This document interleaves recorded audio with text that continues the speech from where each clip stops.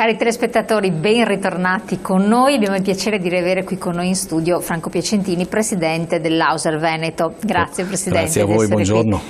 E allora affrontiamo il tema dell'invecchiamento attivo, ovvero il tempo passa per tutti, ci sono tantissime persone anziane, gli italiani sono destinati ad essere sempre più un popolo che invecchierà, si spera nel migliore dei modi possibile sotto tutti i profili, ma è importante già adesso chi incomincia ad avere una certa età lo faccia e continui a passare gli anni nel migliore dei modi, quindi trovando degli stimoli che mantengano la vita dinamica, diciamo così, propositiva, anche perché gli anziani hanno diverse opportunità e possibilità e poi in virtù anche di un certo tenore di vita che adesso è abbastanza diffuso, sono persone estremamente attive, propositive, dinamiche, sono una forza reale per la società, nell'ambito del sociale.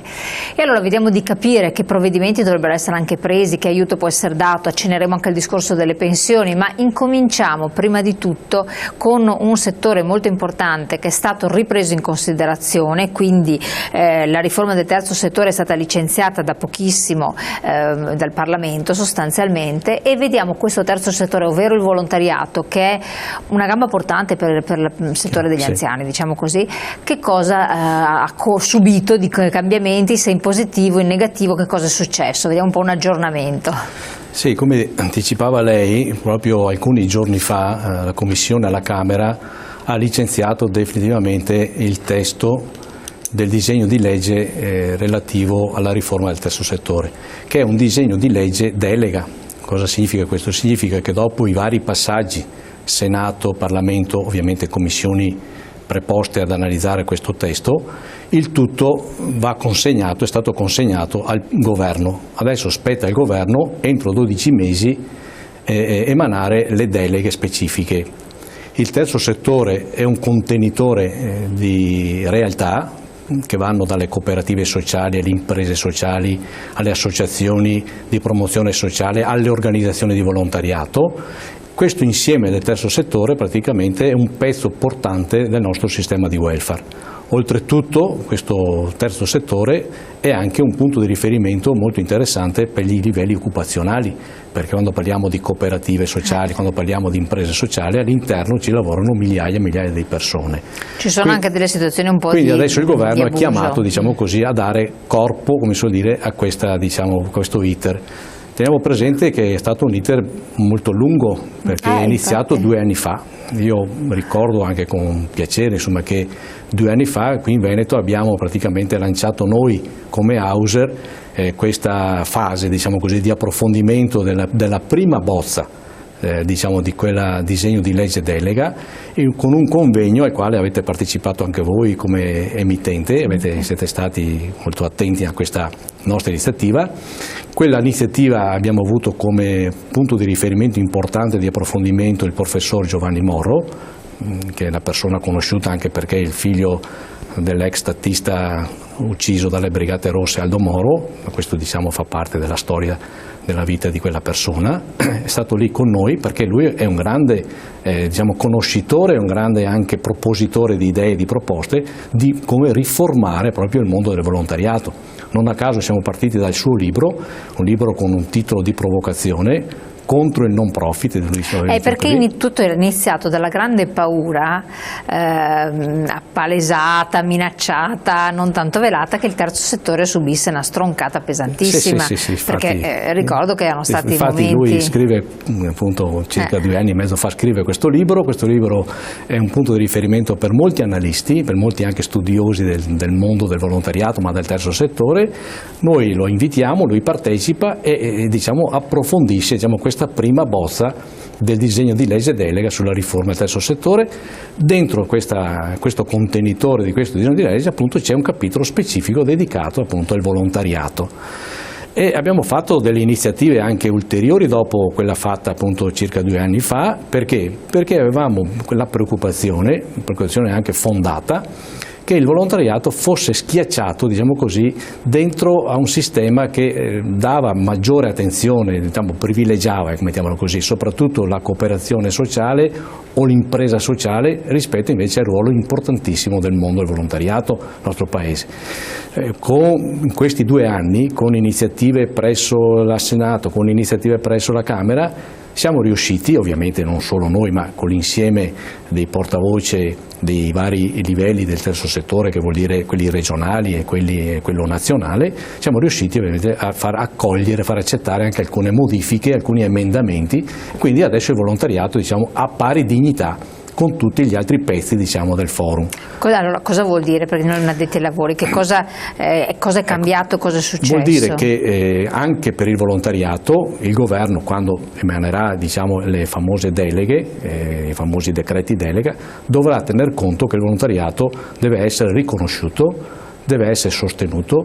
Al volontariato bisogna togliere alcuni lacci e lacciuoli, soprattutto sulla parte burocratica, mi riferisco per esempio ai bilanci, mi riferisco ai rimborsi spese, mi riferisco alla tenuta ovviamente contabile, perché sono tutti aspetti che creano veramente molta tensione, tenendo presente che la stragrande maggioranza di chi ha responsabilità dentro alle varie associazioni o le organizzazioni di volontariato sono persone anziane che dedicano il loro tempo libero, diciamo così, a questa attività. Però se tu ingabbi queste persone, le vincoli a determinate norme così rigide, è chiaro che fuggono, se ne vanno, fanno magari l'attività di volontariato, ma non si assumono la responsabilità, ecco, di gestire, di governare, diciamo così, un'associazione o un'organizzazione. Ecco, c'è purtroppo balza sempre agli onori della cronaca, in senso non certo positivo, la questione delle cooperative sociali, che comunque sono nel terzo settore. Sì. Come lei diceva giustamente, danno anche un aiuto importante, però sono quelle dove le persone che per necessità ci finiscono dentro sono più, tra virgolette, sfruttate, con delle paghe estremamente basse, entrano in una competizione con il sistema del mercato del lavoro. Lei peraltro, essendo stato anche nell'ambito sindacale, conosce bene queste dinamiche, e poi adesso con le cooperative che danno ospitalità diciamo, a questi profughi, o penso teoricamente dove viene fatto l'accertamento, in fase di accertamento eccetera, si è scoperto a Roma situazioni collegate a Roma, anche in Sicilia eccetera, devastanti, collegate con la mafia romana, quindi collusione con la mafia, con la delinquenza, con sistemi di frode anche fiscale importantissimi. Abbiamo visto soldi che cioè non venivano versati allo Stato, e quindi occasione per truffe di un certo tipo. Questo amareggia moltissimo, però le cooperative più e più volte sono state al centro dell'attenzione, sono tuttora al centro dell'attenzione di indagini importanti per collusioni. È proprio per questo che anche, diciamo, le maggiori centrali cooperativistiche hanno sostenuto questo disegno di legge delega. Perché? Perché questo disegno di legge delega fa chiarezza sulle cose, appunto, che lei diceva, quindi maggiore trasparenza, soprattutto maggiori controlli, maggiore rispetto delle norme, evitare lo sfruttamento di persone, tenendo presente che un pezzo non indifferente di persone che lavorano dentro le cooperative sociali sono persone disagiate, portatori di handicap, perché hanno l'obbligo di far lavorare queste persone, di inserirle nel mercato del lavoro. Di conseguenza adesso, se il governo, io auspico, insomma tutti noi auspichiamo, che dia un'accelerata a questo iter, che quindi vada ad emanare velocemente le deleghe, come si suol dire, questi provvedimenti delega, e di conseguenza, ecco, in questo caso, ecco, ci dovrebbe essere trasparenza. Però va anche detto che sì, che la stragrande maggioranza, almeno questa è la mia visione, la mia conoscenza, la stragrande maggioranza del mondo cooperativistico lavora rispettando le regole, perché sono, ripeto, cooperative sociali, cooperative richiamano appunto di secondo livello, che hanno lo scopo appunto di aiutare, di inserire nel mercato del lavoro soprattutto persone con handicap.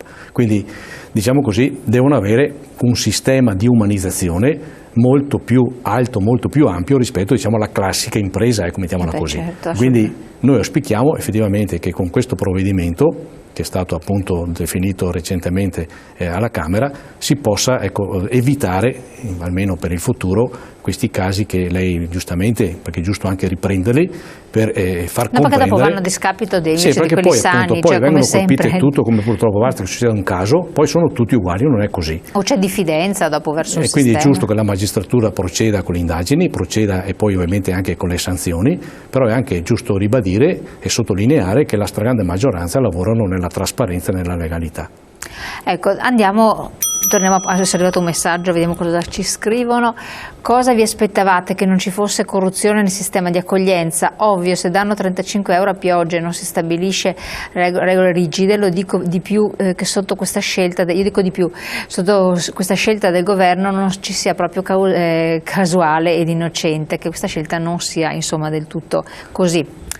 Sono d'accordo che ci vogliono regole, non è che sia sufficiente riconoscere vitto, alloggio e quel piccolo bonus che gli danno per poter fare piccoli acquisti, insomma questi famosi 2-3 euro al giorno. Ci vogliono delle regole chiare e trasparenti, perché altrimenti il furbo purtroppo lo troviamo in tutti i nostri contesti. Però da questo affermare che ci sia una generalizzazione di furbizia mi sembra un po' eccessivo, però regole chiare e trasparenti sì, sia per quanto concerne l'accoglienza di queste persone che fuggono da situazioni drammatiche, da guerre, fame e quant'altro, però con regole chiare, perché ci vuole un'ospitalità che sia ovviamente caritatevole, ma un'ospitalità anche che dia prospettive a queste persone, altrimenti appunto andranno sempre a pesare, come si suol dire, anche sulle finanze di una comunità, che può essere lo Stato, che può essere un comune, che può essere una regione. Quindi io sono pienamente d'accordo che bisogna stabilire regole chiare. Quando uno entra in questo paese deve sapere quali sono le regole, che regolano poi i rapporti di una comunità, che sono stabilite poi dalla nostra Carta Costituzionale e dalle leggi emanate dal nostro Parlamento. Quindi confermo, ribadisco, regole chiare e trasparenti e soprattutto però regole esigibili, regole che devono essere controllate e verificate periodicamente, perché lei lo sa benissimo, lo sanno benissimo anche i nostri telespettatori, che purtroppo si legifera molto in Italia, però non c'è mai poi quel momento di verifica di quanto è stato legiferato, di come viene applicato, se è applicato bene, male, se bisogna fare dei correttivi o meno. Non serve legiferare tanto, basta legiferare poche cose chiare e trasparenti e soprattutto avere le persone in grado di controllare e verificare. Assolutamente. Tornando sempre al discorso del terzo settore, l'Auser fa parte del terzo settore. Chiaro. In ogni caso.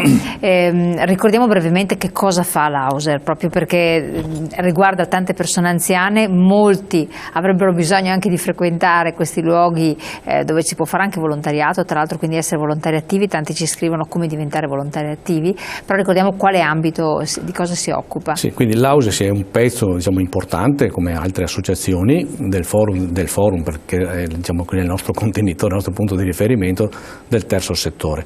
Ovviamente come Auser noi operiamo sul versante del volontariato, sia nella promozione sociale che nel lavoro classico del volontariato, però anche nella promozione sociale la stragrande maggioranza sono tutte attività fatte, promosse e realizzate da volontari, però sono attività più orientate ai soci. Invece sul volontariato sono attività rivolte a tutte le persone che ne hanno bisogno, quindi che se chiedono l'aiuto non c'è la verifica se uno ha in tasca la tessera dell'Auser oppure no. Certo. Invece sul versante della promozione sociale è un'attività orientata prevalentemente ai nostri soci, ma che però non esclude ovviamente anche l'aiuto a persone che ne hanno bisogno. Che tipo di aiuto? Allora facciamo un esempio. Sono un'associazione Auser di promozione sociale, per esempio, che fa attività culturale, che fa università popolare, che fa gite culturali e quindi lì partecipano i nostri soci, quindi chi si iscrivono. Però ho una convenzione anche con il Comune. Il Comune mi chiede per esempio di fare il trasporto sociale, mi dà un contributo, ovviamente per pagare soprattutto il carburante, e mi dice mi devi fare questo servizio per queste persone che sono portatori di handicap, che sono anziani non autosufficienti, e in quel caso questo servizio, questa attività di sussidiarietà viene rivolta senza ovviamente nessun obbligo di iscrizione, perché è un'attività attraverso una convenzione con il Comune. Ci spostiamo invece sull'altro pezzo dell'Auser. L'Auser appunto è anche un'organizzazione di volontariato. In questo caso, se c'è una persona, indipendentemente dalla convenzione con il Comune, se è una persona che telefona, che ha bisogno, non chiediamo se è iscritto. Se hai bisogno, quello che noi possiamo fare, lo facciamo indipendentemente se tu sei o non sei iscritto. Ecco la differenza sostanziale. Ecco. Quindi, però comunque chi ha bisogno, sia che telefoni a un'associazione di promozione sociale dell'AUSE, sia che telefoni a un circolo di volontariato, comunque noi lo chiamiamo il nostro numero telefonico amico, una risposta ce l'ha. Se ha bisogno di aiuto in base alle nostre possibilità e in base alle disponibilità, noi aiutiamo tutte le persone che chiedono aiuto. Che chiedono bisogno. Perché si continua a dire che fuggono da guerre e situazioni drammatiche? Precisiamo quando si dice ciò che il 30% fuggono da situazioni drammatiche e gli altri hanno il diritto di tornare a casa. Anzi, hanno il dovere di tornare a casa, non il diritto.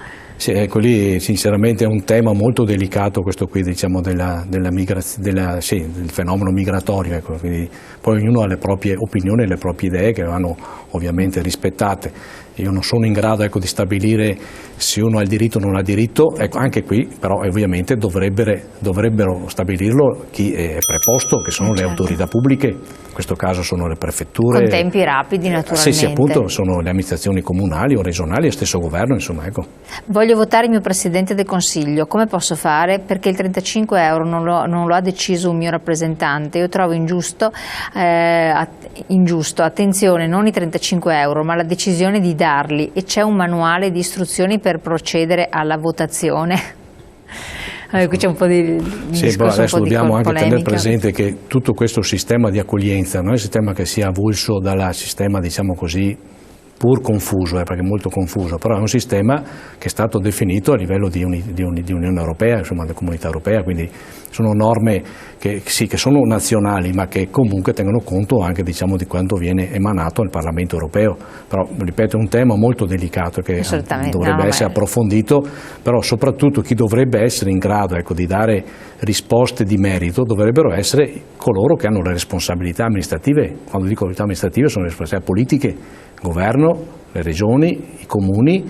Possibilmente questi tre livelli, diciamo così, dovrebbero essere, diciamo, in sintonia tra loro, invece purtroppo, come verifichiamo quotidianamente, molto spesso sono allo scontro tra loro, perché il governo dice una cosa, il governo attraverso le prefetture fa determinati atti, la regione contesta quegli atti, i comuni sono schiacciati perché sono costretti a effettuare determinate cose, quindi di conseguenza c'è, diciamo, questo sistema che non va bene, insomma, qui ci vuole più trasparenza e soprattutto più programmazione, è questo che manca. Molto spesso io come cittadino, come molti cittadini, notiamo che c'è l'improvvisazione, c'è l'accoglienza umanitaria che va bene, ripeto, perché dobbiamo accogliere chi ne ha bisogno, però poi non c'è programmazione, non si stabilisce quella persona che tipo di sbocco potrà avere occupazionale, che tipo di attività può svolgere. C'è l'improvvisazione, questo non va bene, insomma, perché poi crea appunto questo tipo di difficoltà, soprattutto con i cittadini nel rapporto con i residenti. Allora, torniamo a parlare di questi temi, ma soprattutto affrontiamo anche la questione delle pensioni, che è comunque molto interessante e controbattuto in questo periodo. Pubblicità, pochi secondi.